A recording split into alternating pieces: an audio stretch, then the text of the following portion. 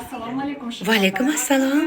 Bugungi tug'ilgan kuningiz bilan tabriklaymiz va Voy rahmat kattakon. Bu buketni qaranglar chiroyliligini. Qizimiz chiroyli desam, buket ham go'zal ekan.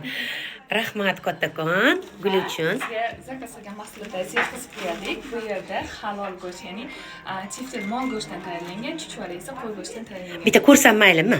Men bilan birga muxlislarim ham ochib ko'rishimizni xohlasalar kerak. Qaranglar, mana buni voy maydaligini qanaqa qilibdinglar buni. Bu tiftel mol go'shtidan, a? Bu chuchvara, bu nima qo'y go'shtidan. Oh, maydaligini qaranglar, buni qanaqa qilibsiz. Qanaqa qilib buni tugdinglar, rahmat kattakon. Shundan bizga doim ishonch hosil qilib, zakaz qiladilar. Doimiy mijozimiz. Bundan keyin mana shunaqa foizli kunlarda xizmat qilish nasib etsin. Agar nomerimiz kerak bo'lsa, Chinnopan profilida mana shu nomerga yoki profillarga zakaz qilishingiz mumkin. Rahmat kattakon, boringlarga shukr.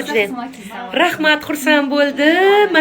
Mana shu go'zal qizimiz go'zal qilib chuchvaralarni menga olib keldilar. Dastavkalar ham bor, bundan chiqdi. Rahmat kattakon, boringlarga shukr, xursand bo'ldim. Albatta aziz muxlislarim, jondan aziz jonlarim, sizlar ham bironta yig'in qilmoqchi bo'lsanglar, bironta tadbir qilmoqchi bo'lsanglar, albatta murojaat qilinglar. Nomerini qoldiraman. Hamda mana chuchvara ham bor, tiftel ham bor. Bular halol korzinkadan olib ishlatishadi. Kalla go'shti yo boshqa anaqa go'shtlardan aralashtirishmaydi.